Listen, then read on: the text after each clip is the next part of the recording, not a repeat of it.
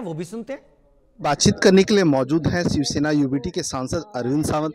अरविंद जी, जिस तरह से भाषा का विवाद चल रहा है, उद्धव ठाकरे जी ने भी बोला है कि मैं हिंदी भाषा के खिलाफ नहीं हूं, लेकिन मराठी का सम्मान होना चाहिए। आपको सुधारना चाहता हूं। पहले मैं अभी आपके साथ कौन सी भाषा में बोल रहा हूँ? तो पहली बात है, हिंदी भाषा को कभी भी विरोध नहीं था, आज भी नहीं है और कल भी नहीं रहेगा।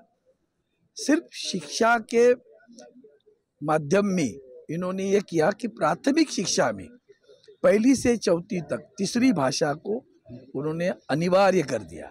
उसके खिलाफ हमें भाई, हम भी 5वीं कक्षा के बाद भी हिंदी पढ़े ना, किसने मना किया? इतनी हिम्मत हो तो तमिलनाडु में जाके बताओ ना।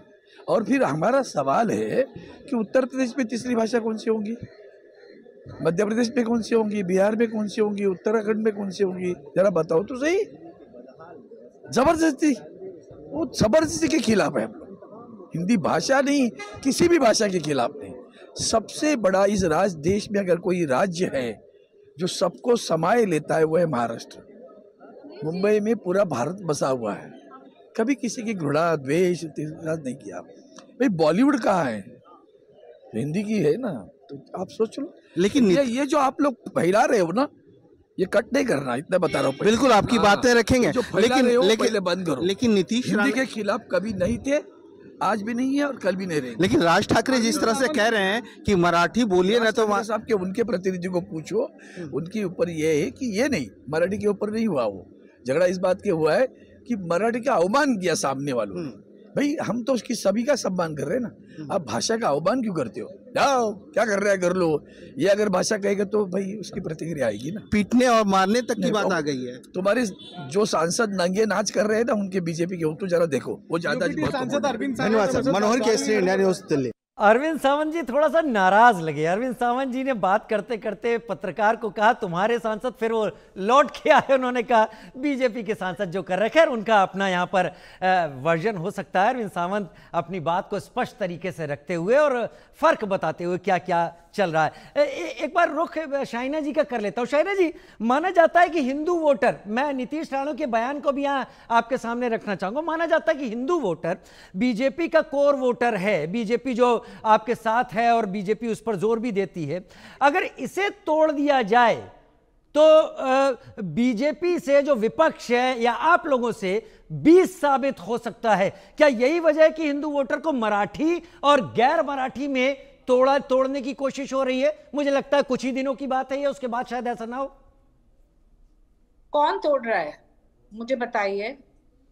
वो पार्टीज जिसका अस्तित्व नहीं, जिसका कोई सिंसेरिटी नहीं, ऑथेंटिसिटी नहीं इस पूरे प्रदेश में। जैसे कि मैंने पहले बोला, टाइमिंग सस्पेक्ट है, मोटिव सस्पेक्ट है। सिर्फ बीएमसी के इलेक्शंस को लेके आप मराठी का मुद्दा खींच रहे हैं। आपका विजन प्लान क्या है आप मुझे बताइए। चलिए समझ लीजिए कि आपको मराठी मानुस के लिए और मराठी भाषा के लिए कुछ करना है। आपने कुछ ठान लिया है कि ये है आपका ब्लूप्रिंट, ये है आपका विजन प्लान। कुछ नहीं। हमने जो इंफ्रास्ट्रक्चर दिया, उससे रोजगार जो बढ़ा, उससे जो हाउसिंग की समस्या थी उसके ऊपर फोकस किया। अभिजात दर्जा को लेके सांस्कृतिक क्षेत्र में आज आप देखेंगे कि हमारे 12 किला है पूरे महाराष्ट्र में जिसको यूनेस्को का अवार्ड मिला। ये होता है सक्रिय राजनीति, ये होती है राजनीतिक इच्छा शक्ति। और दूसरे तरफ सिर्फ तोड़फोड़ करना, वीडियोस वायरल करना ताकि आप दिखा सके कि देखिए मैंने तोड़ा है, मैंने फोड़ा है और मैं खड़ा हूँ मराठी मानुस के लिए। मराठी मानुस स्वयं नहीं चाहते हैं, क्योंकि हमारे प्रदेश में जो संस्कृति सभ्यता रही है, संयुक्त महाराष्ट्र से आज तक जहां अभिजात दर्जा का दर्जा मिला है, वहां से एक चीज स्पष्ट है कि जो आप सकारात्मक है, आपके पास एक विजन प्लान, एक ब्लूप्रिंट रहेगा। जो आप सब सकारात्मक नहीं, तो आप सिर्फ ऐसे बड़बड़ और बयानबाजी करेंगे जैसे थोड़े नेतागण करते हैं हर सुबह, जहां वो अफवाहें फैलाते हैं, फॉल्स नैरेटिव स्प्रेड करते हैं।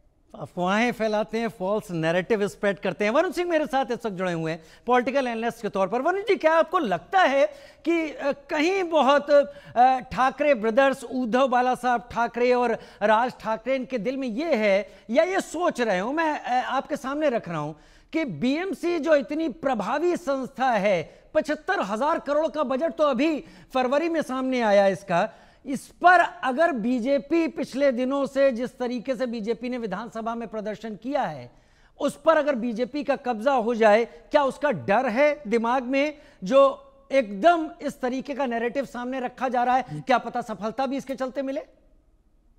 देखिए, 2024 के असेंबली चुनाव के पहले दोनों भाई एक तरफ एक दूसरे को देखते तक नहीं थे, इतना कि दोनों भी भाइयों ने अपने मतलब उनके जो बेटे हैं अमित ठाकरे, राज ठाकरे के, उनके खिलाफ उद्धव ठाकरे ने भी कैंडिडेट दिया था, और आदित्य ठाकरे जो उद्धव ठाकरे के बेटे हैं उनके खिलाफ राज ठाकरे ने भी कैंडिडेट दिया था। तो ये जो अचानक जो प्रेम जागा है दोनों भाइयों में, मैंने शिवसेना 20 साल के लिए कवर किया है, राज एमएनएस भी कवर किया, तो मैं तो इतना जानता हूं कि इन दोनों भाइयों के बीच में इस तरीके का प्रेम तब तक नहीं था। हाँ, पर जब चुनाव के नतीजे आए असेंबली के, तब ये नजर आया कि कुछ सीटें हैं जहां पे उद्धव ठाकरे के कैंडिडेट, खास करके यदि मैं वर्ली सीट की बात करूं, आदित्य ठाकरे हार जाते अगर मनसे का कैंडिडेट वहां पर 18,000 वोट या 13,000 वोट लेके नहीं जाता, शिवसेना मिलिंद देवरा जीत जाते।